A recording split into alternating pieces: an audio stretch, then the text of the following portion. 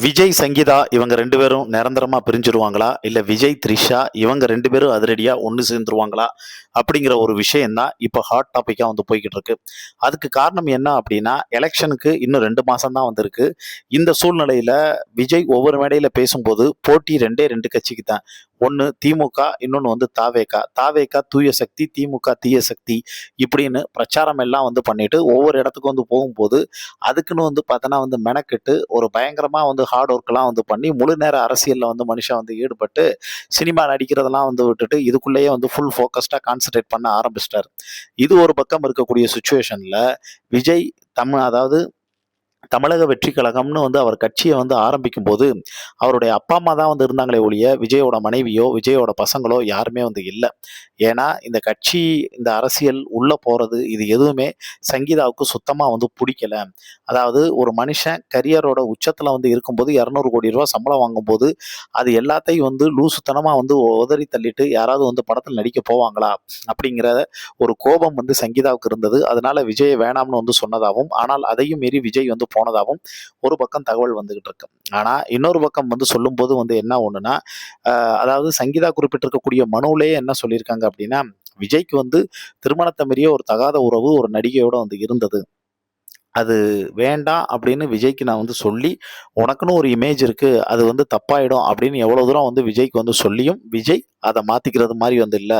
இன்னும் சொல்லப்போனா, அத இன்னும் ஜாஸ்தியா செய்ய ஆரம்பிச்சாரு. அதனால பிசிக்கலா, மென்டலியா நான் ரொம்ப டிப்ரஷன்ல வந்து இருந்தேன். அப்படிங்கிறது மாரி வந்து சொல்லிட்டு, இதுக்கப்புறம் நானும் விஜயும் சேர்றதுக்கான வாய்ப்புகள் ரொம்ப ரொம்ப குறைவு.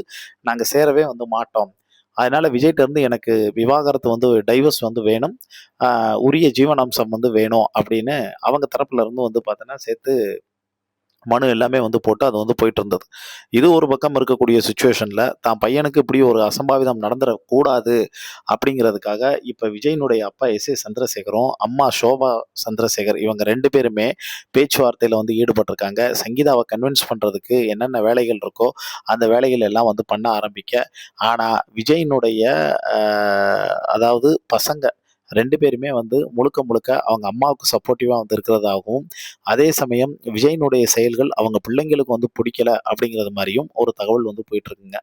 இது ஒரு பக்கம் இருக்கக்கூடிய சூழ்நிலையில, இப்ப என்ன ஒண்ணுன்னா, அ விஜயினுடைய நெருங்கிய வட்டாரத்துல வந்து இருக்கிறவங்க, அவங்க அப்பா, அம்மா எல்லாருமே வந்து சேர்ந்து சங்கீதாவ ஒரு வழியா கன்வின்ஸ் பண்ணி, இந்தியா வர வச்சிருக்கிறதா ஒரு தகவல் வந்து சொல்றாங்க. அதாவது சங்கீதா கிளம்பி இந்தியா வந்துட்டதாகவும், அவங்க ரொம்ப சீக்ரெட்டா வந்து இருக்கிறதாகவும், அதே மாரி ஏப்ரல் 20ஆம் தேதி இப்ப அ இந்த கோர்ட் வந்து பார்த்தீங்கன்னா, இந்த கோர்ட்ல வந்து இந்த மனுவ வந்து விசாரணைக்கு வந்து வர்றதாவும், அதுல ரொம்ப கான்ஃபிடென்ஷியலா விசாரணை மேற்கொள்ளப்படும்னு அவங்க வந்து சொல்லியிருக்காங்க. ஆனா, கோர்ட்டுக்கு வந்து போறதுக்கு முன்னாடியே, அதாவது ஏப்ரல் 20க்கு முன்னாடியே இத எப்படியாவது வந்து வாபஸ் வந்து வாங்கணும் அப்படிங்கிறதுல முழு மூச்சா விஜயினுடைய தரப்பு செயல்பட்டுக்கிட்டு இருக்கு.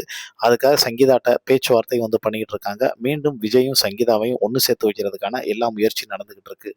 ஆனால் இந்த சூழ்நிலையில விஜய் இப்ப த்ரிஷாவோட ஜோடி சேர்ந்து வந்தது, அ இன்னும் ஒரு மிகப்பெரிய பூதாகாரமா பேசு பொருளா மாறியிருக்கு. இந்த சூழ்நிலையில வி விஜயினுடைய மனைவி சங்கீதா அதிரடியா என்ன முடிவெடுப்பாங்கங்கிறத வரக்கூடிய நாட்கள் தான் தீர்மானிக்கும். இத பத்தி உங்களுக்கு தோணக்கூடிய கருத்துக்கள கீழ இருக்கக்கூடிய கமெண்ட் பாக்ஸ்ல மறக்காம மென்ஷன் பண்ணுங்க.